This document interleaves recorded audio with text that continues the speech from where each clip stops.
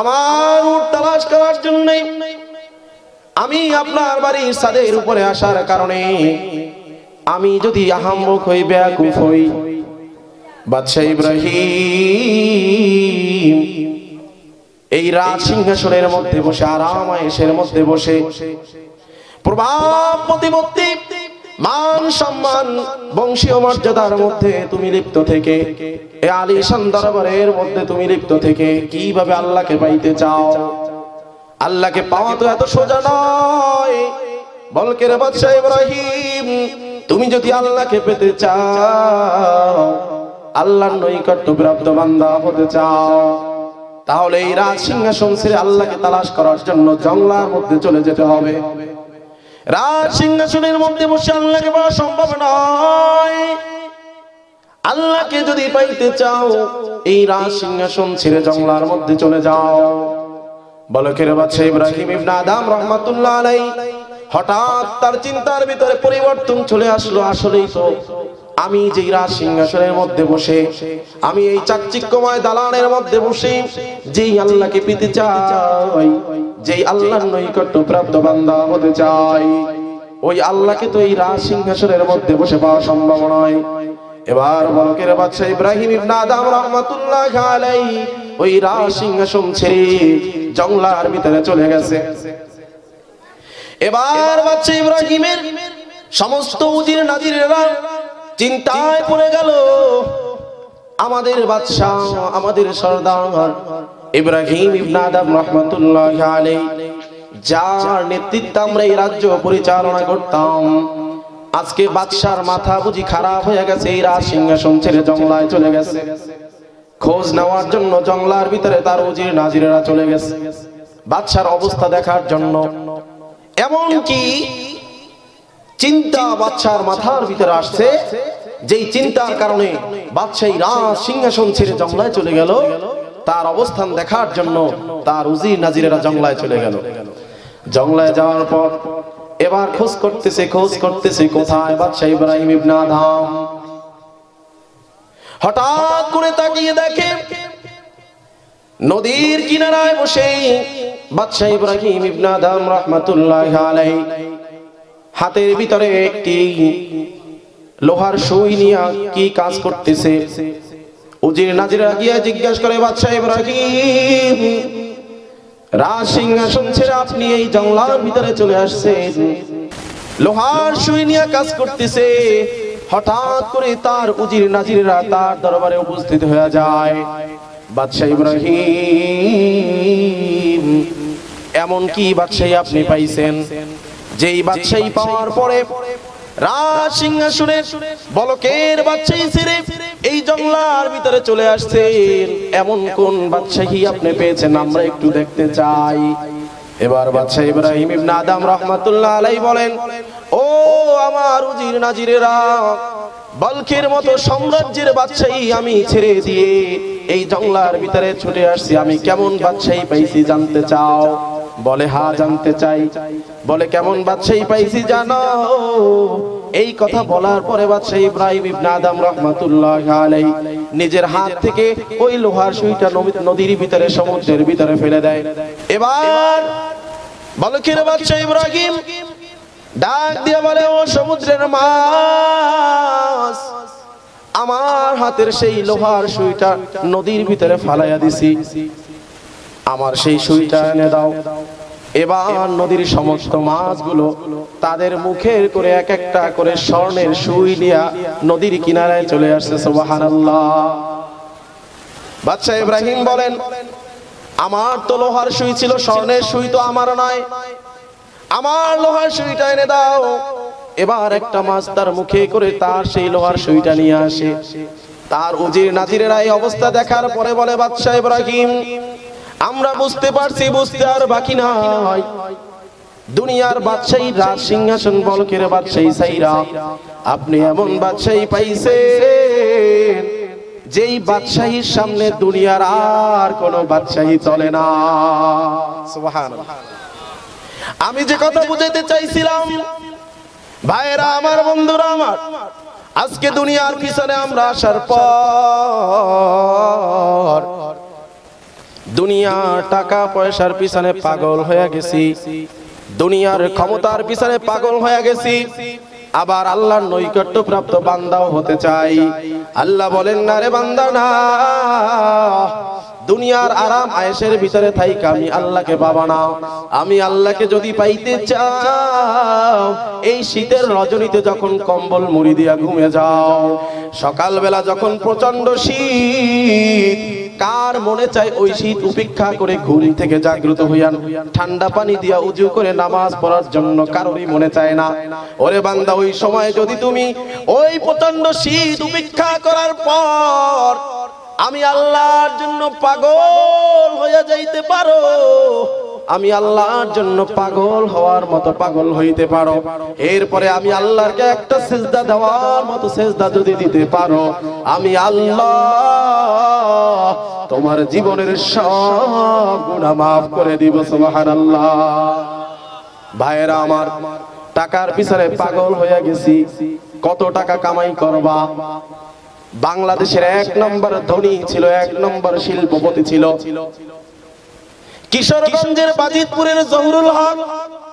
ঘটনা আমি প্রায় বলি, এত টাকার মালিক এই জহুরুল হক ঘোষণা করছে মারা যাওয়ার আগে তার এমন একটা অবস্থা হয়ে গেছে, এক টুকরা গোশত জহুরুল হকের পেটের ভিতরে হজম হয় নাই।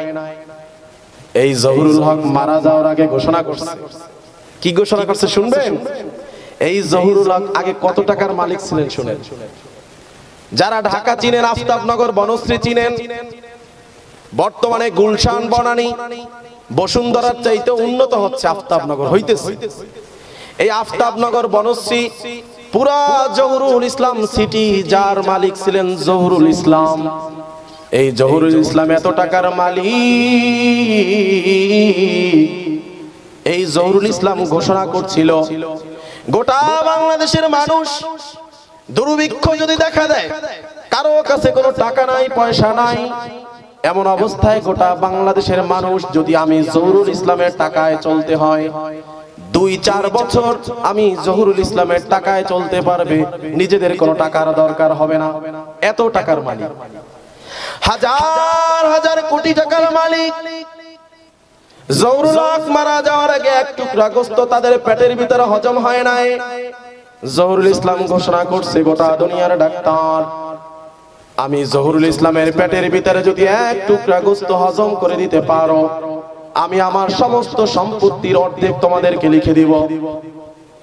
গোটা দুনিয়ার সমস্ত বড় বড় ডাক্তার একত্রিত হইয়া স্পেশাল বিমান রিজার্ভ করে বাংলাদেশে আসছিল জহুরুল ইসলামের পেটের ভিতরে গোশত হজম করে দেওয়ার জন্য। কিন্তু গোটা দুনিয়ার সমস্ত ডাক্তার একত্রিত হওয়ার পরেও জহুরুল ইসলামের পেটের ভিতরে এক টুকরা গোশত হজম করতে পারে না। না খাইয়া আল্লাহর বান্দা দুনিয়া থেকে বিদায় নিয়ে চলে গেছে।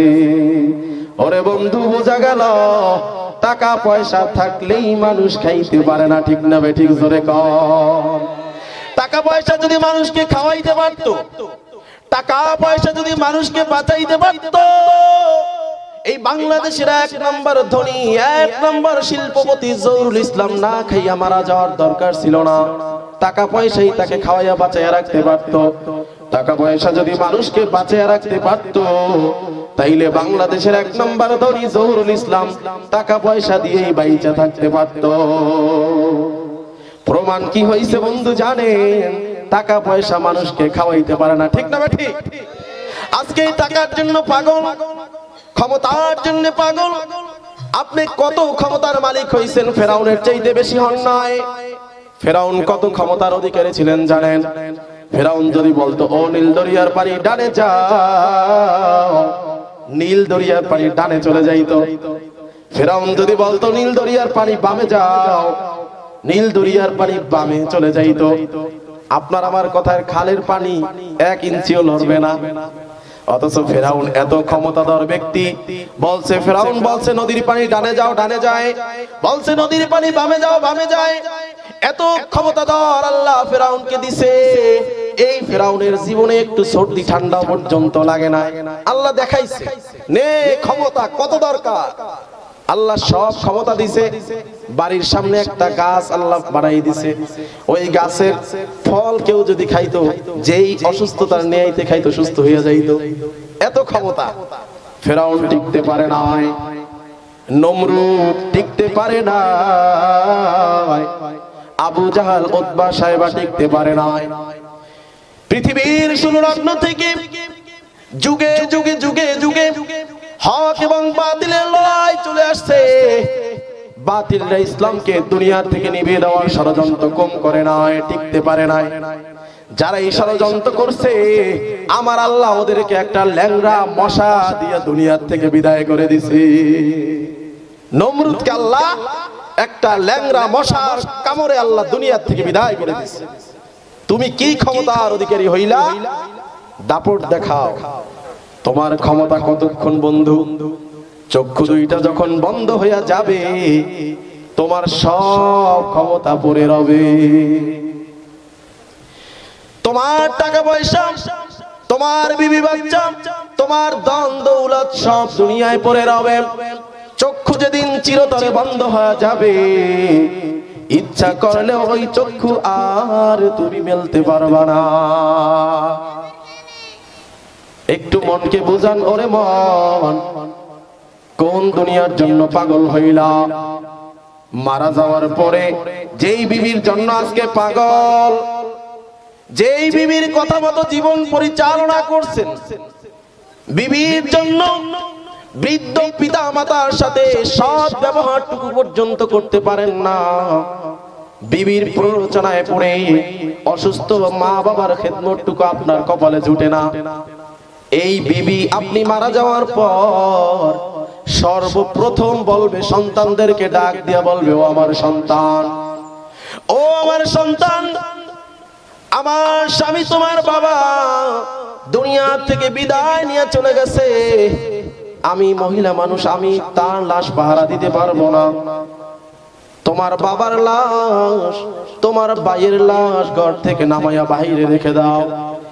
সর্বপ্রথম এই আদরের বিবি আপনাকে ঘর থেকে বের করে দিবে। আপনি মারা যাওয়ার পর একটু মনকে বুঝাও রে মন, যেই সন্তানের জন্য পাগল হইছো, এই সন্তান পর্যন্ত বলবে, ইমাম সাহেব, আমার বাবার লাশ বেশিক্ষণ দুনিয়াতে রাখা যাবে না, পচে গন্ধ আসবে, তাড়াতাড়ি দাফনের ব্যবস্থা করেন। ওরে বন্ধু, মনকে একটু বুঝান রে ওরে মন, যেদিন আপনার আমার মৌত হইয়া যাবে, তিনটা পাতলা সাদা কাপড়ের প্যাকেট বানায়া যখন আপনাকে বাড়ির দরজায় রাখবে, যখন মাথায় বান্ধিবে,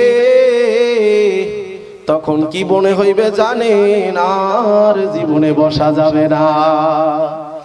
মাজার বন্দে বোঝা গেল রে মন, এই দুনিয়ায় উঠে বসা যাবে না। পায়ের বন্দে বোঝা গেল রে মন, এই দুনিয়ায় হেঁটে চলা যাবে না। এজন্য বলি ভাইরা আমার, কোন দুনিয়ার পিছনে পাগল হয়েছেন একটু মনকে বুঝান। মারা যাওয়ার পরে রাস্তা হইবে দুইটা, কয়টা জোরে বলেন? একটা হইল জান্নাতের আর একটা জাহান্নামের। ফারিকুম ফিল জান্নাহ ওয়া ফারিকুম ফিস সাঈদ। আমার টাকা পয়সা ক্ষমতা, আমি আওয়ামী লীগ, আমি বিএনপি, আমি জাতীয় পার্টি, আমি অমুক দল, আমি সমুক দল, এই কোন পরিচয় কিন্তু কবরে চলবে না। কবরে পরিচয় চলবে কে জান্নাতি, কে জাহান্নামী। আপনি যদি নেকের কাজ করতে পারেন, পুণ্যের কাজ করতে পারেন, ভালো কাজ করতে পারেন, আমার আল্লাহ আপনাকে এই ভালো কাজের বিনিময়ে কাল কিয়ামতে জান্নাত দিয়ে দিবে। আর আপনি আমি যদি পুণ্যের কাজ না করে, নেকির কাজ না করে, গুনার কাজ করি, আমার আল্লাহ কাল কিয়ামতের ময়দানে আপনাকে আমাকে জাহান্নামের আসামি বানায়া জাহান্নামে পাঠায়া দিবে। নাউজুবিল্লাহ। এজন্য দুনিয়ার সব চিন্তাবাদ চিন্তা হবে একটা, সেটা হলো আখিরাত। দুনিয়াতে আসছি দুনিয়া কামাই করার জন্য নয়, দুনিয়াতে আসছি আখিরাত কামাই করার জন্য। অথচ দুনিয়াতে এসে অস্থায়ী দুনিয়ার জন্য যেই পরিমাণ পাগল, স্থায়ী আখিরাতের জন্য আজকে সেই পরিমাণ বিন্দু মাত্র পাগল হইতে পারি না। দুনিয়ার প্রসাদ তৈরি করার জন্য যতটা পাগল হইতে পেরেছি, আখিরাতের যদি এর চেয়ে অর্ধেক না 4 ভাগের 1 ভাগও যদি ফিকির আখিরাতের জন্য করতে কোনো মানুষ, তাহলে দুনিয়ার কোনো চিন্তাই মানুষ করতে পারতো না। আজকে বাড়ি করার জন্য একটা বাড়ি করলে 2টা, 1 লাখ টাকা হলে কিভাবে 2 লাখ হবে, 1 কোটি টাকার মালিক হইলে কিভাবে 3 কোটি টাকার মালিক হইবে, এই চিন্তা করে। অথচ এই চিন্তা করেন, আহা আমার মরণ তো আজকে রাত্রেও হয়ে যাইতে পারে। আমার আব্বাজান বয়ান করত, সবাই শুনছেন, কি বয়ান করত, যে আজকে রাত এমনও হইতে পারে আমি মারা যাব, কালকে আমার প্রতিবেশীরা আমাকে দেখার জন্য আসবে, আমার মুখের কাপড় উঠে দেখবে। এমনও হতে পারে মসজিদে এলান হয়ে যাবে মাওলানা আব্দুর রাজ্জাক দুনিয়াতে নাই। ঠিকই তিনি যেদিন মারা গেল, চরমনার মসজিদে যখন আজান আওয়াজ চলে আসলো, মাওলানা আব্দুর রাজ্জাক দুনিয়ার মধ্যে নাই, গোটা চরমনাইতে কান্নার রোল পড়ে গেল। কারণ তখনই ফেসবুক ইউটিউবে একটা বয়ান ভেসে আসছিল, যে সবাইকে লক্ষ্য করে আব্বু একটা বয়ান করতো, রে মন তুমি আমি যেদিন মারা যাব, সবাই লাশ, আমরা দুনিয়ার কত মানুষের লাশ দেখার জন্য যাই, এমন একটা দিন আসবে আমার লাশ দেখার জন্য তো কত মানুষ আসবে। আজকে দুনিয়ার মানুষের লাশ দেখার জন্য যাই, মুখের কাপড় উঠে দেখি আর বলি আব্দুল করিম ভাই দুনিয়ায় নাই, রহিমা খাতুনার দুনিয়াতে নাই। একদিন তো আমার লাশও দেখার জন্য আসবে, মাওলানা আব্দুর রাজ্জাক আর দুনিয়াতে নাই। আজকে আল্লাহর বান্দা সত্যি আর আমাদের মাঝে না। কোন দুনিয়ার পিছনে পাগল হইলা রে বাবা? একটু মনকে বুঝান। ওলামায়ে কেরাম আপনাদের পায়ে হাত রেখে বলেন, কারি সাহেব দাদু থেকে শুরু করে আপনাদের পায়ে হাত রেখে রেখে বুঝাইয়া বুঝে আল্লাহর বান্দা দুনিয়ার থেকে চলে গেছে। আমার আব্বাজান রহমাতুল্লাহ আলাইহি আপনাদের পায়ে হাত রেখে রেখে বুঝাইতে বুঝাইতে আজকে দুনিয়া থেকে বিদায় নিয়ে চলে গেছে। এমন একটা দিন আসবে আমরাও থাকবো না, এই দুনিয়ার থেকে আমরাও বিদায় নিয়ে চলে যাব, কিন্তু দুনিয়ার সব কিন্তু চলতে থাকবে। একটু মনকে বুঝায় দেখেন রে মন, আমাকে ছাড়া কিছুই হয় না, আমাকে ছাড়া পরিবারের বাজারটা পর্যন্ত হয় না, আমাকে ছাড়া পরিবারের কোনো অনুষ্ঠান হয় না।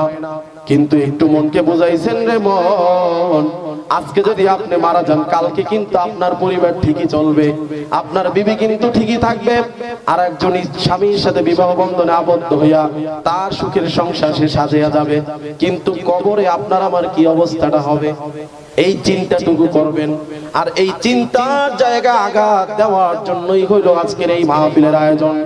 ভাইরা আমার, এই মাহফিল থেকে ওলামায়ে কেরাম বয়ান করবেন ইসলাহের জন্য, আত্মশুদ্ধির জন্য। ওলামায়ে কেরামদের বয়ান শোনার পরে আখিরি মোনাজাত দিয়ে যদি বাড়ি যাইতে পারেন, আমার তো বিশ্বাস আমার আল্লাহ আমাদের জিন্দেগির গুনাহগুলো মাফ করে মাসুম নিষ্পাপ বানায় দিবে। এজন্য একটু ওয়াদা করা যায় যে আখিরি মোনাজাত হওয়ার আগে আমরা কেউ বাড়িতে যাব না ইনশাআল্লাহ।